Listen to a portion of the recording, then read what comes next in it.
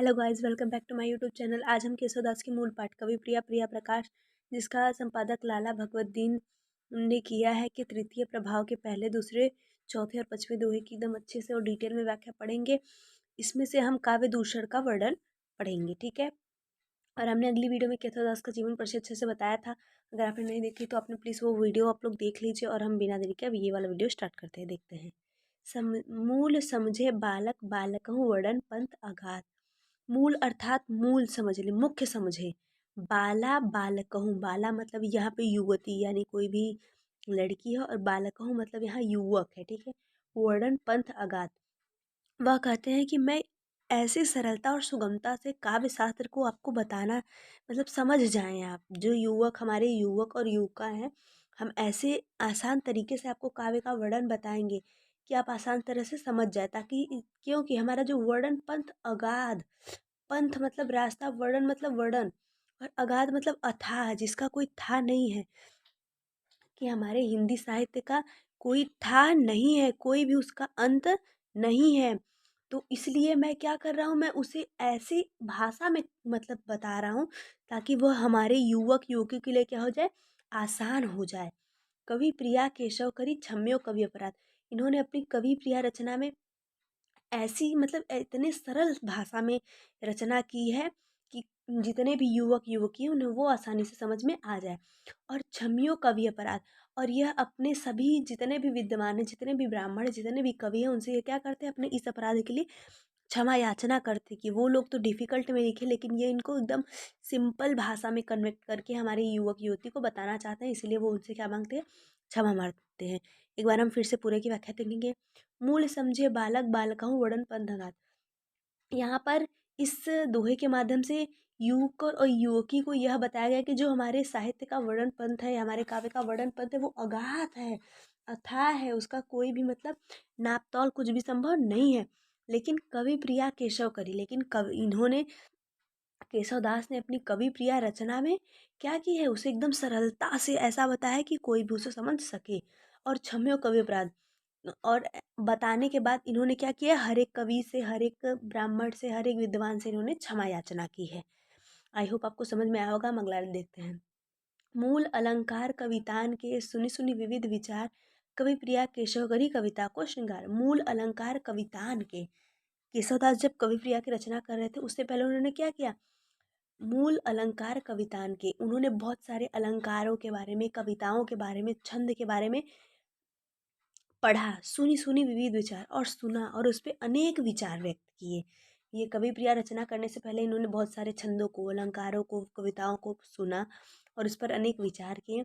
कवि प्रिया केशव करी कविता को श्रृंगार, और इन्होंने जो इस सब के बाद इन्होंने जो इनकी कवि प्रिया रचना थी, उसका क्या किया है, इन्होंने श्रृंगार किया है, और उसे सरलता और सुगमता से क्या किया है, बताया है।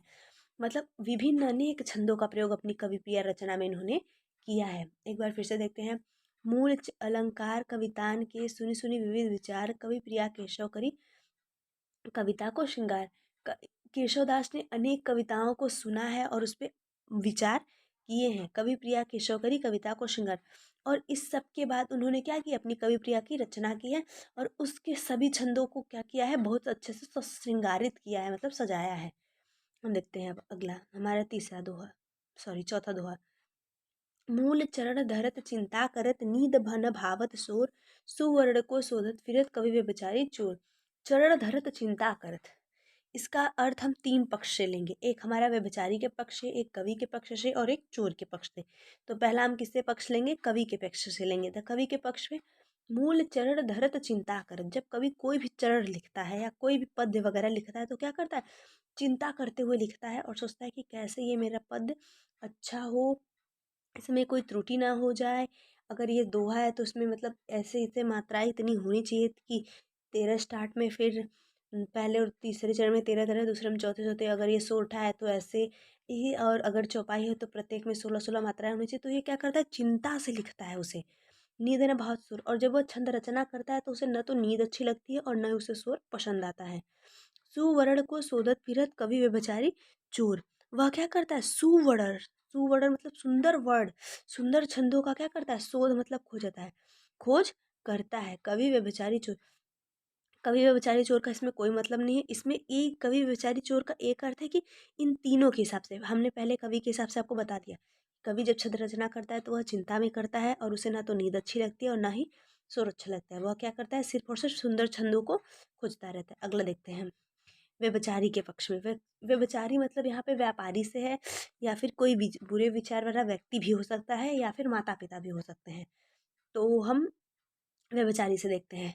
मूल चरण धरत चिंता कर, कोई भी बुरे विचार वाला व्यक्ति जब कोई भी गलत काम करता है तो क्या करता है, जब वो पग रखता है आगे बढ़ाता है तो क्या करता है, वो चिंता में रहता है।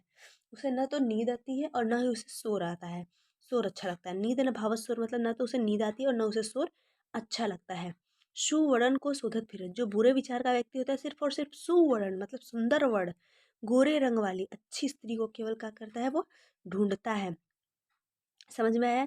जब वह बुरे विचार वाला व्यक्ति कहीं भी कुछ भी करता है तो जब वो अपना पहला कदम बढ़ाता है तो उसे क्या रहती है, चिंता रहती है, कोई देख ना ले, कोई पकड़ ना ले, हम पुलिस के जेल में चक्कर में न चल जाए। और ना तो उसे नींद अच्छी लगती है और ना उसे शोर अच्छा लगता है। वह केवल सुंदर स्त्री को ढूंढता है। अब हम चोर के पक्ष में देखेंगे। चरण धरत चिंता करत नींद न भावत सुर, जब कोई चोर चोरी करता है तो जब वो अपने पग आगे बढ़ाता है तो वो क्या रहता है, चिंतित रहता है कि कोई देख न ले, कोई सुन न ले। क्या करता है, वो डरता रहता है। नींद न भावत सुर, न तो उसे नींद अच्छी लगती है और न उसे शोर अच्छा लगता है। सुवर्ण को शोध, सुवर्ण का मतलब यहाँ पे तीन अर्थ है। इसको हम श्लेष अलंकार का अच्छा उदाहरण भी ले सकते हैं कि इसका अर्थ सुवर्ण का यहाँ पे अर्थ है स्वर्ण, मतलब सोना मुद्रा वगैरह का क्या करता है, वह केवल शोध करता है, खोज करता है। चोर जब अपना पहला कदम बढ़ाता है तो वो चिंता में बढ़ाता है, कोई देख न ले उसे, न तो नींद अच्छी लगती है न शोर अच्छा लगता है, और वह केवल और केवल क्या करता है, सोने को ढूंढता रहता है। आई होप आपको समझ में आया होगा। अगला देखते हैं।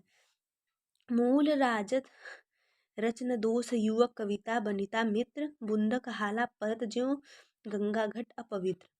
मूल राजत रचन दोष युक्त, मूल मतलब यहाँ पे यही है कि रच मतलब थोड़ा सा, रच्ची मतलब बोलते हैं ना रच्ची भर, तो यहाँ पर रच मतलब थोड़ा भी, राजत मतलब शोभा नहीं देता है, दोष थोड़ा भी दोष शोभा नहीं देता है। किसमें, युवक कविता बनिता मित्र, मतलब युवक मतलब युक्त, किसी थोड़े से भी दोस्त से युक्त, चाहे कविता हो चाहे बनिता हो और चाहे मित्र हो। कविता अर्थात जो भी कविता हम पकड़ते हैं वो, बनिता यहाँ पे नारी को कहा गया और मित्र मतलब सखा होता है, ठीक है। तो जो हमारे कविता और मित्र होते हैं और हमारी क्या होती है, स्त्री होती है, उनमें अगर थोड़ा सा भी दोष हो तो वह क्या मानी जाती है, अपवित्र मानी जाती है और वह सही नहीं होती। ठीक उसी प्रकार जैसे बुंदा कहाला परत ज्यों गंगा घट अपवित्र, गंगा घट मतलब गंगा जल से भरा हुआ घटा है, अपवित्र मतलब अपवित्र, बुंदा खाला या मतलब बूंद और हाला मतलब शराब। ठीक उसी प्रकार जैसे कि एक घड़े भरे हुए घड़े में एक बूंद शराब पड़ने से वो अपवित्र हो जाता है, उसी प्रकार कविता बनिता और मित्र में एक दोष होने से वो क्या हो जाते हैं, अविश्वसनीय हो जाते हैं, अपवित्र हो जाते हैं। आई होप आपको आज का टॉपिक और आज का हमारा वीडियो समझ में आया होगा। हम नेक्स्ट वीडियो फिर से बनाएंगे, और अगर आपको हमारी वीडियो अच्छी लगे तो प्लीज़ हमारी वीडियो को लाइक करिए, शेयर करिए अपने दोस्तों में, और अगर आपको कोई भी डाउट हो तो प्लीज़ हमें कमेंट करके बताएं, हम आपका डाउट क्लियर करने की पूरी कोशिश करेंगे। धन्यवाद।